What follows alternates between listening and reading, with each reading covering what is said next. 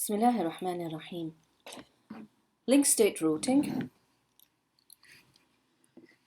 Link state routing is quite similar to distance vector routing, except for some key changes in it.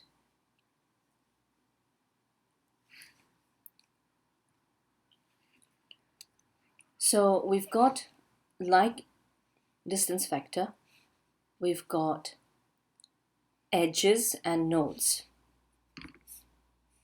So we've got the edges representing the links between routers, and we've got the nodes that are towards the end.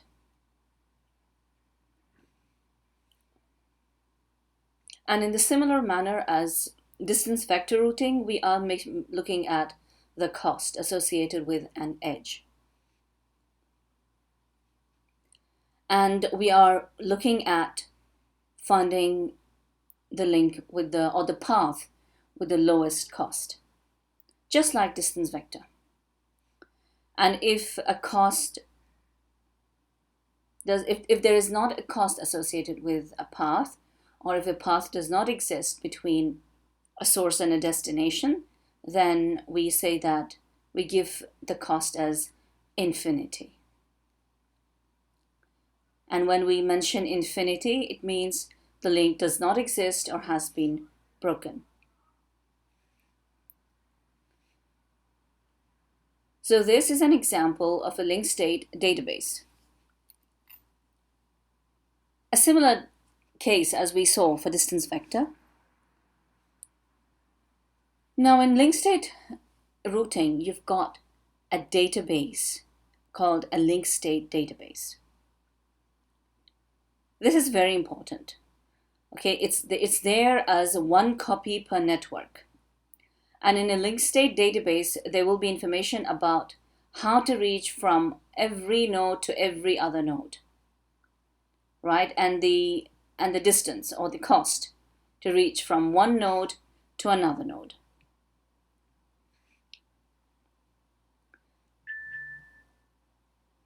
The link state database, now this that you see here is the initial version of the link state database. Okay, this has been made just at the beginning because as you can see, there's lots of infinities in here. Okay, and these infinity signs, they tell you that we do not yet know the distance to these nodes. And obviously we won't, because if you see here, A to A is 0, A to B is 2, A to C is infinity because C is not a direct neighbor of A, and A to D is 3 because D now is a direct neighbor.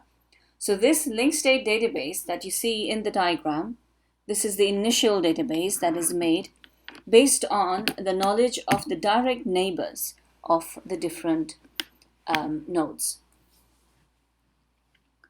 Now gradually, as we have done in distance vector routing, we will have the information exchanged between the nodes, and nodes then become aware of the routes to other nodes via the intermediate nodes. Now in link state routing, we've got something called a link state packet. Okay, link state packet. And you need to remember this because this word, you'll hear it a lot when we speak about OSPF and the other link state related protocols. Now this is a link state packet generated by A. Okay, initially. This link state packet contains the direct neighbors of A. This is the link state packet for B. It contains direct neighbors for B. And similarly, every node has got its own link state packet. This is the initial version. Now what happens is when all these nodes, when they make their link state packets, they broadcast it. Okay? In distance vector routing, they did not broadcast it. They simply exchanged it with their neighbors. But in link state routing, the link state packets are broadcast.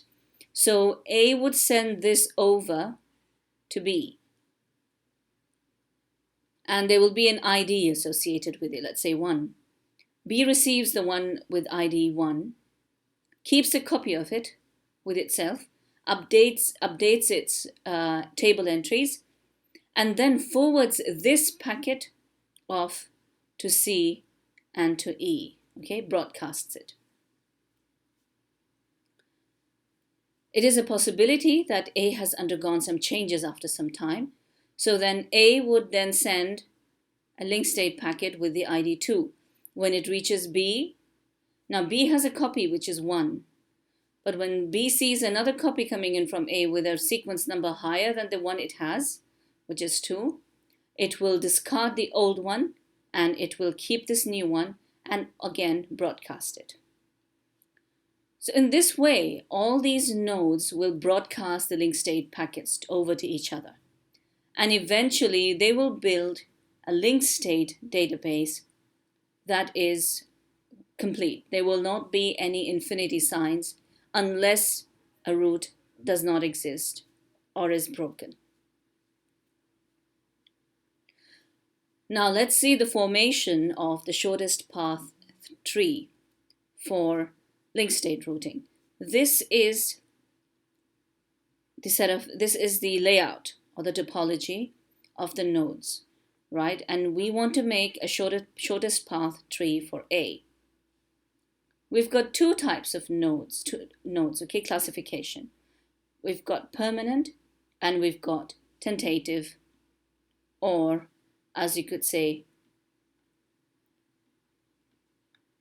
temporary.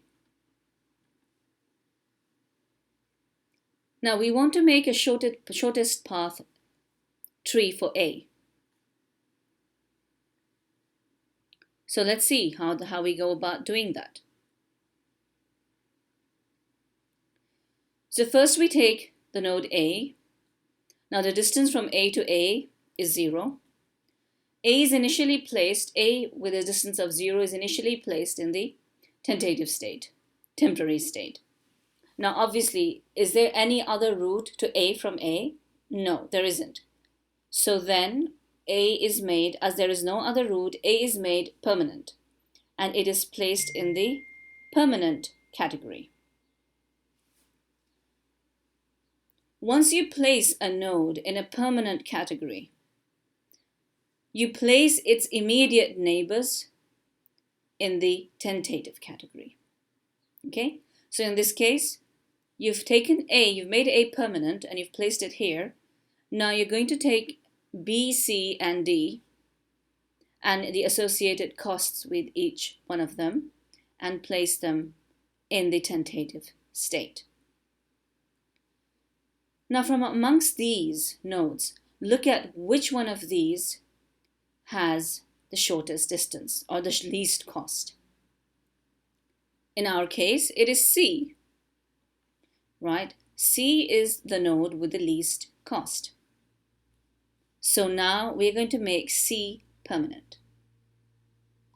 Again, because we've made C permanent, we're going to consider the neighbors of C. B is already there, right? B is already there. And now we're going to put in E as well in the tentative state. Now mind you, the question is, why do we not consider this distance, which is from C to B? Why do we not consider this distance? This is because there already exists an entry for B. Okay, remember, why are we making this? Who are we making this for? We're making this for A, right? This is the shortest path tree for A. And there already exists a direct route from A to B with a distance of 5. In this case, were we to establish a route from A to B through C, right? The distance for this route would be 4 plus 2, which is 6, which is more than 5. It's greater than 5, so we do not consider this route, right? We only consider the route A to B and we mentioned the distance 5 in here. So understand why we did not consider C to B, why we did not put that route in here. Okay, because there already exists a route with a shorter distance in our table. Right, so now we've put A and C into the permanent states. Now we're going to consider what neighbors there are. And again, in this case, we see that D3 with a cost of 3 is now the node with the shortest distance.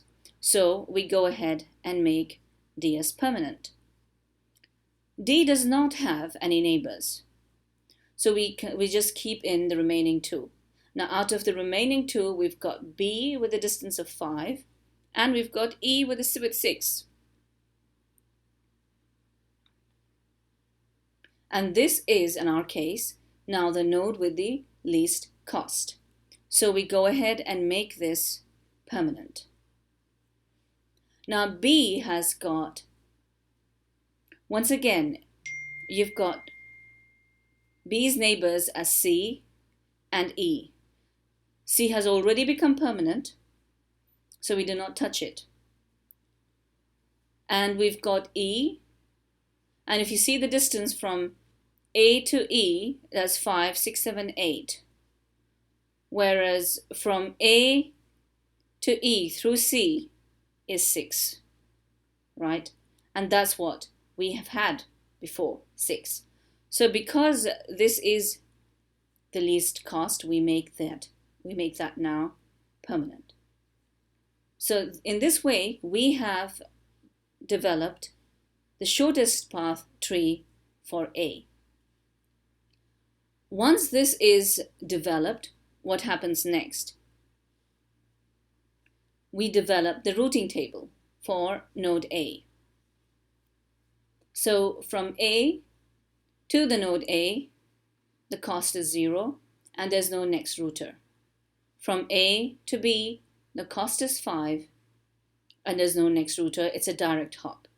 A to C is a direct hop. A to D is a direct hop.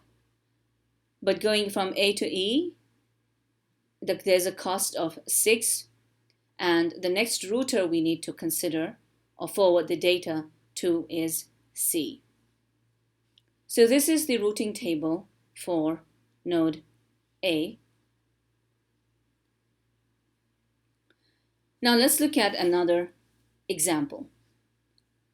The diagram for this is the same as what we saw in our earlier case, which is this diagram.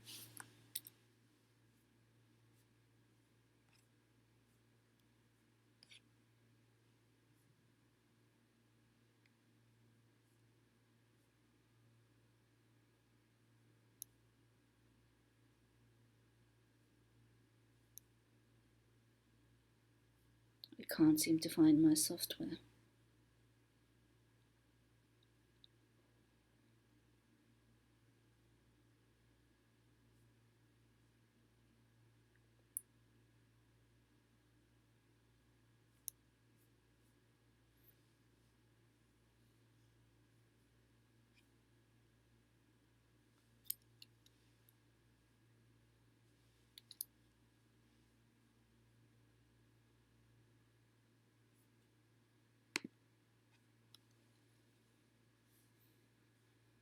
Right, so let's draw the diagram that we've seen, this diagram. Let's draw it. So we've got A, B, C, D, E, F, and G.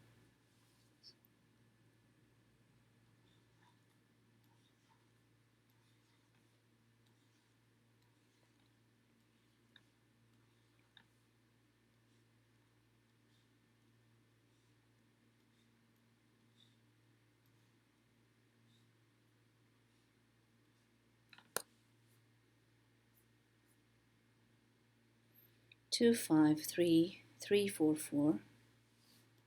2, 5, 3, 3, 4, 4.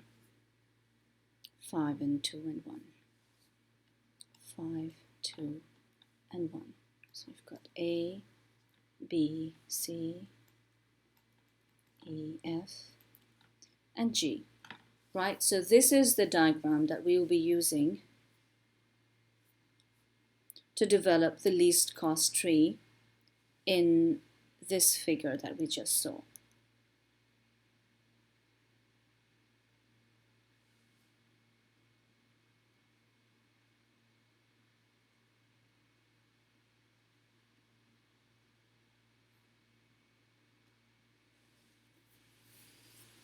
So now we take A, we want to develop the least cost tree for A. So once again, you've taken A, and we have two states, right? Permanent and tentative. So we first take A of 0, place it in the tentative state. And because there isn't any other node, then we take A and place it in the permanent state, just like we did in the previous example. And we take A's neighbors. So you've got B, which is 2, and you've got D, which is 3. Out of these, you've got B, which has the least cost. So you then make B as permanent. And then you take B's neighbors. So B's neighbors would be C at 7. So in this case, you've got A at 0, B, 2, and you've got D, 3 as it is. You've got C at 7, and you've got E. You've got E at 6. Now again, out of all these 3, you've got D of 3, which has the shortest distance. So you make D permanent.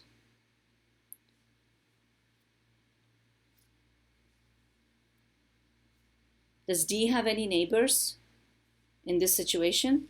I believe it doesn't, if I'm correct. It's rather tricky going between the two. Let's just confirm it once again.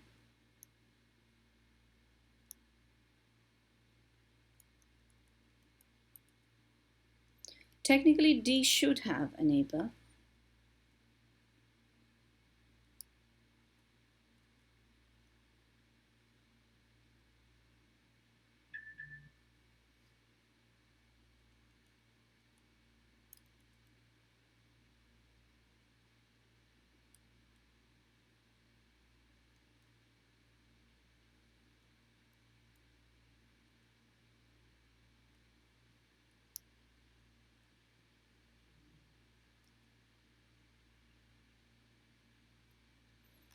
Now D does have a neighbor.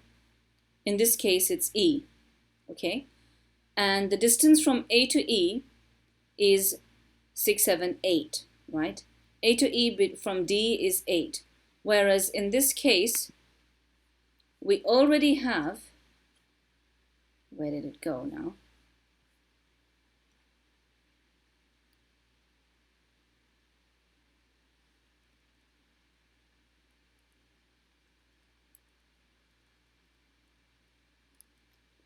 Right.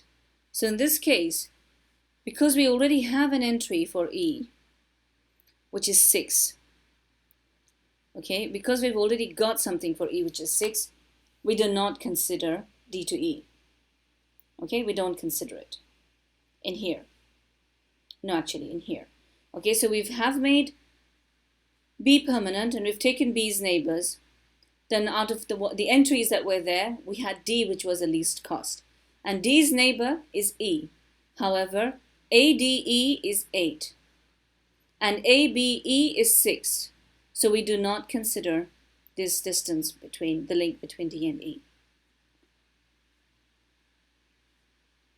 Now out of C and E, the least cost is E. So you make E permanent and you take E's neighbor, which is F. Between C and F, C is the least cost. So you make C permanent and take C's neighbor.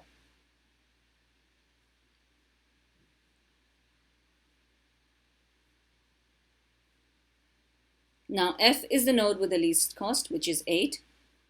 You take F and you make it permanent, right? And you take F's neighbor, which is G. Now in this case, we've got two scenarios. Initially we had G, which was at 10, right, from C. But now we've got G coming from F with a lower value, which is 9. So this is what we consider. This gets replaced by this, right? So anytime you have an entry for a node with a lesser cost, you replace it with an older entry with a higher cost. Like in this case, G initially was entered in the temporary state with a cost of 10, but then we had another entry coming in for G from F with a cost of 9. So in this case, G with 9 replaces G with 10. And being the last node, you've got G being made permanent. So in this case, we've got the complete least cost tree developed for the node A, and we do it in a similar manner for all other nodes in the network, and then develop routing tables for them. So the link state, you first create a link state packet, and then you broadcast or disseminate the LSPs to every other router using flooding. And then you formulate the shortest path tree for each node using Dijkstra's algorithm. Once you've generated the shortest path tree, you calculate the routing table for each node based on the shortest path tree. So this was about link state routing.